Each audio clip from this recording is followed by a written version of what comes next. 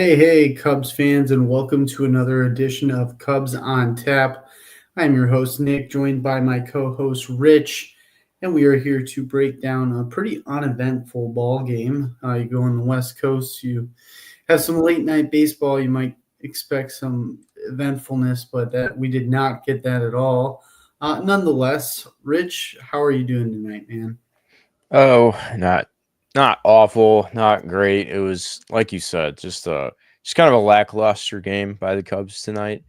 Not the way you want to start off the road trip in San Francisco there. Um, but I mean, got to just keep on keeping on. Got to go on to the next one. It's not like they got blown out in this game. It's not like there was any like one major play, major screw up or anything. They just were kind of flat a little bit. They weren't able to capitalize on their scoring chances. Matthew Boyd kind of had a weird game, not his greatest start, and they just couldn't put enough runs on the board. They couldn't take advantage of their runners in scoring position. So it was a bit frustrating, but I don't think it was like the worst game in the world. So hopefully just one and done type of thing there, and maybe they can still have a chance to clean up this series and take 2 out of 3 against San Francisco.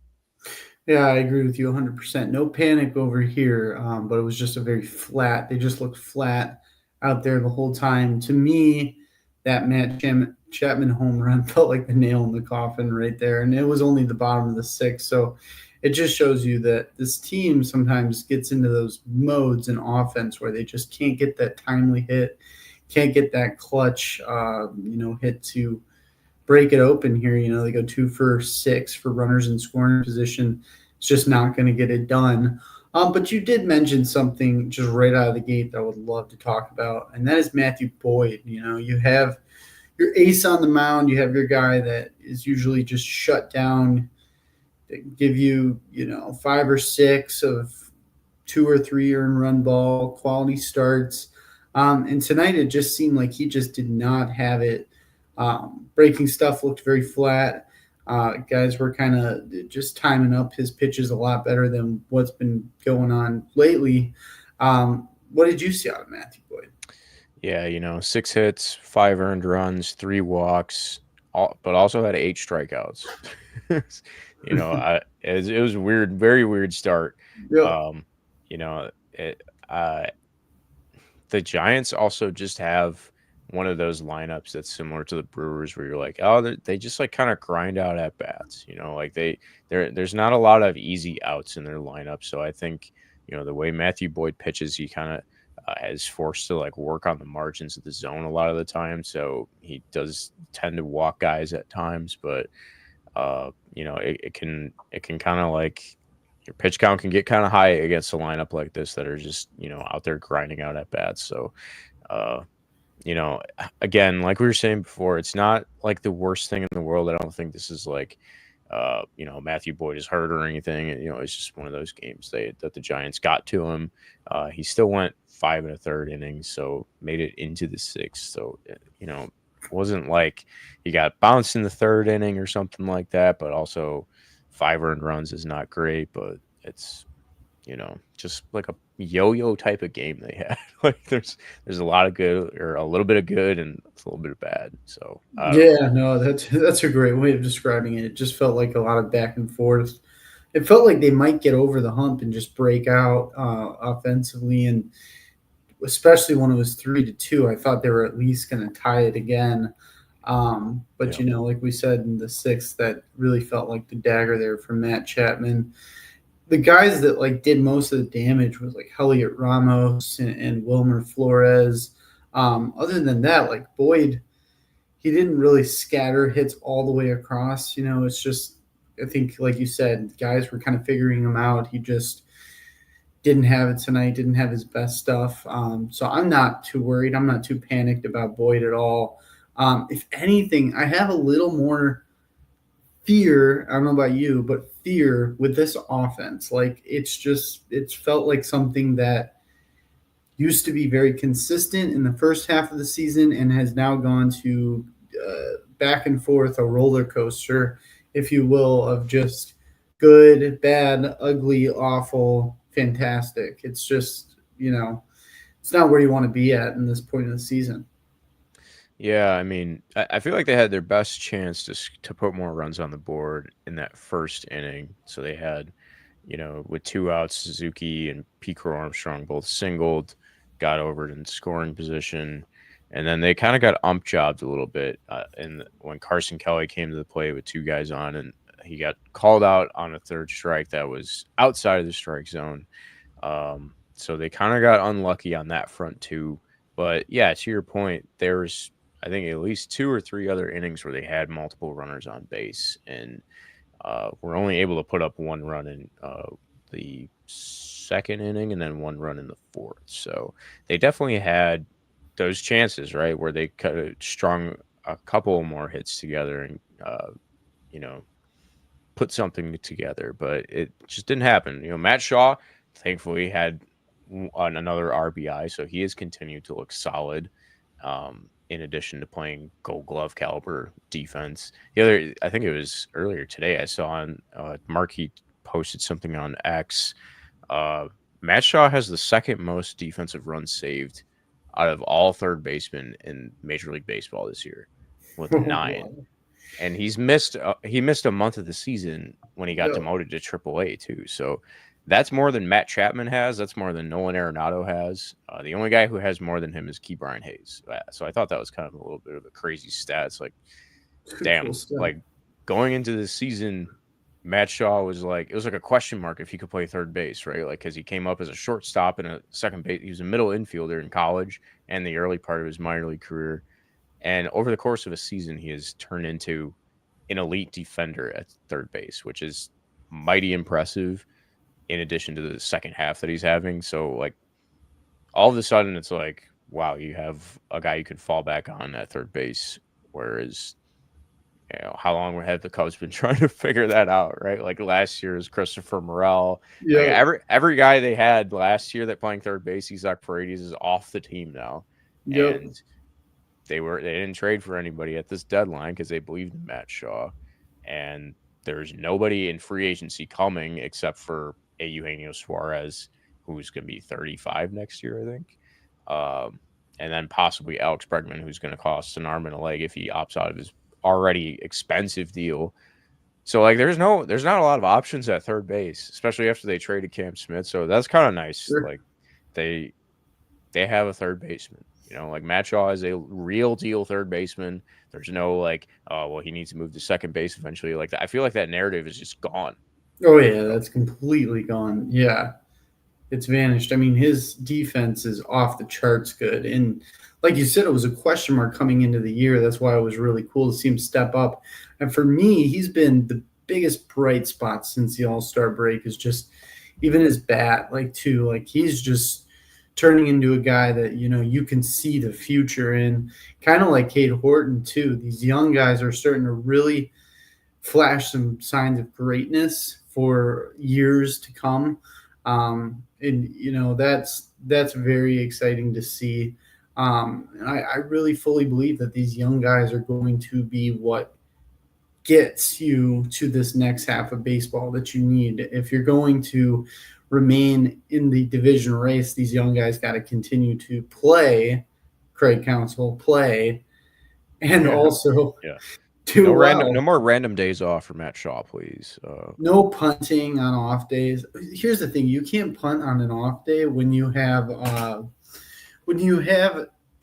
you start the series off so poorly. Like a lot of these series, they drop the first game, so it's like, Yeah, I wasn't on any shows last week, so like that that stuff pissed me off so much. It was Shaw and Casey out of the lineup in that last game against Milwaukee, and it's just like the audacity to go out to the press and be like, well, we need Willie Castro to get at bats too, is like, I wanted to blow my freaking head off. I was like, what are you saying? What? You're trying to win this game. Like this is the division race that you just kind of handed the Brewers another game to. Like, what are you doing? So dumb. All right. Anyway, tangent. Matt Shaw did good today. He got an RBI. Had a couple of good defensive plays as well, but um, you know, rest of the series, I'm not super worried. The Giants are throwing out a guy named Carson Whistlehunt tomorrow. Whisenhunt. He's a rookie with a 5 ERA. So Colin Ray will be pitching for the Cubs. I kind of like that. Yeah. Ray's been on a little bit of a roll. 10-game winner. We were talking about it before the break or before we got on a little bit. Wins and losses don't mean too much for pitchers, but 10-5 for Colin Ray. That does look nice. And then you got Shota on the mound against Logan Webb. So that's going to be another pitcher's duel, I feel like. But yeah. No, good chance. Good chance. Yeah, and Mini Dar makes a really good comment here. Giants last hurrah for the wild card run. 64 and 68 Giants. 7 games behind. 7 games. That would be quite an impressive comeback, but I don't see that in their future. They're not mathematically out yet, so they're not playing like it. So that's going against the Cubs right now. But there was another guy in the lineup tonight that really impressed me with his swings, but got absolutely nothing out of it. Went 0 for 4, in fact. And that was Nico Horner. He had a couple balls really squared up to center field. Just unlucky. Right guy in the right time, right place. And yeah, I think Nico Horner is very underrated. But if a couple of those balls fell, found grass tonight, you may be looking at a whole different ball game. Yeah. There's nothing that excites me more when Nico smokes a ball to center field, but I feel like it happens once a week where I'm like, oh, that's got to be a hit, and then it's just right to the center fielder. I'm like, damn, it looked like it was smoked. Casey needs to start some games. Yeah, this is something I definitely wanted to bring up. So you bring up Owen Casey, and I think it was Tyler. We were on a show where I was arguing that we should bring up Owen Casey, but he's like, the problem is, where's he going to play? What's the spot he's going to have? You don't want him sitting on the bench. And that's exactly what we're doing. Is we're putting him on the bench. I get the splits and everything, but a guy like Casey, he's young. The league hasn't figured him out yet. You got to get him out there while you can and take advantage of just the young, raw power right now and the jump that the pitchers don't really have on them. Like veterans where they have a whole iPad of I'm sure they have information on Casey, but it'll take a while before they get major league information on Casey. So I agree with Darren here in this comment. Casey needs to start some games, not sit a day or two, then pitch hit in a spot in which you normally pinch hit a vet for a rookie. Well, who do you sit down? I don't you sit down Ian Happ? You sit down Ian Happ. Yeah. I mean, that's what I would say is you sit down Ian Happ. Who else? I feel like there was an opportunity before this game to have Suzuki take a couple of days off to get his head on straight, but then he had a hit and walk today. So yeah, Suzuki looks like he could be turning the corner a little bit. He gets so screwed over by umps, and I still think that kind of screws with his head a little bit. Just because when you are called out on a pitch that's not a strike, and then you have to expand your zone when you're not a hitter that's used to expanding your zone, it kind of throws you off your game a little bit. But I also think Suzuki may be turning a corner here. Normally when he takes walks, it's just a matter of time before he gets that pitch and drives it.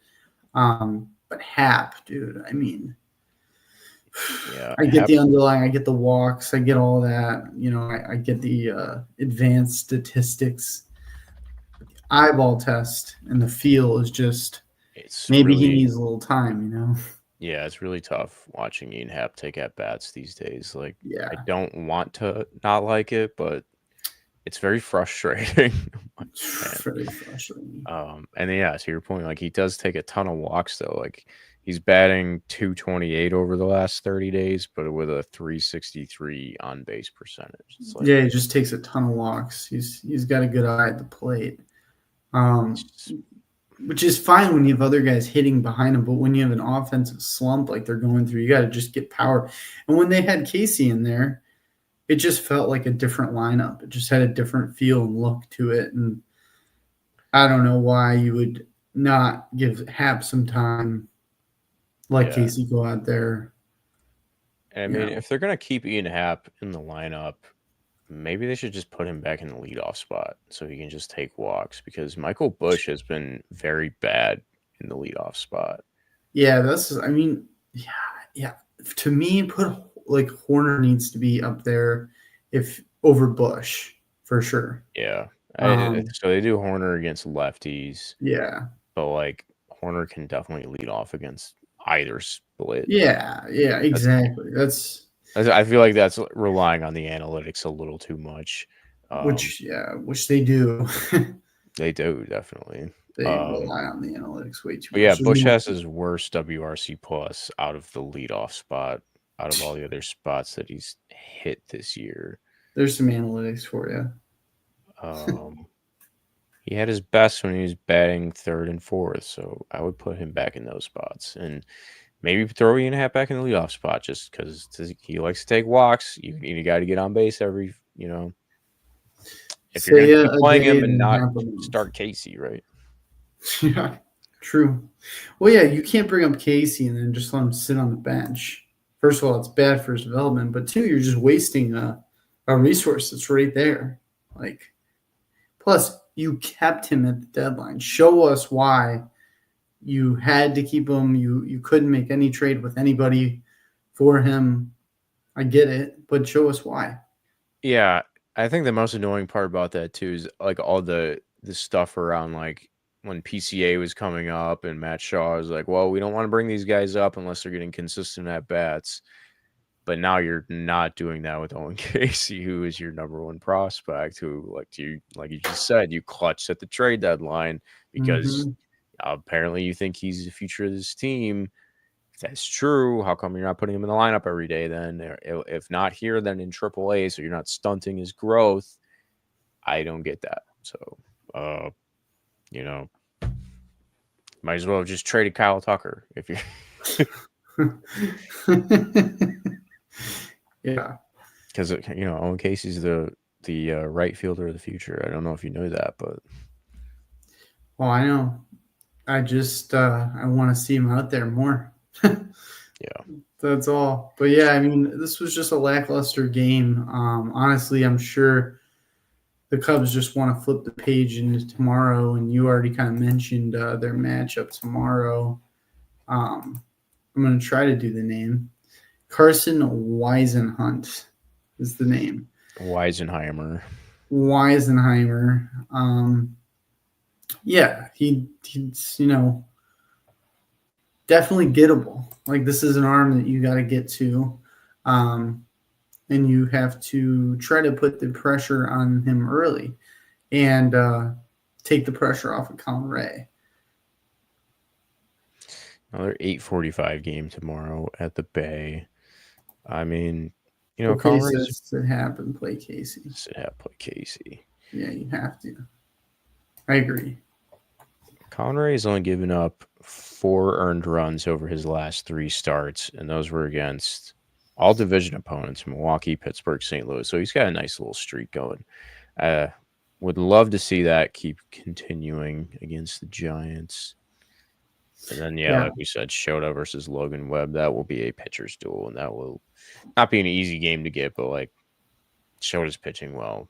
That one's going to be an interesting. Well, I mean, as good as Shota's pitching, this offense just worries me. Yeah, I feel that when you're going against a pitcher like Webb, they might just fall apart.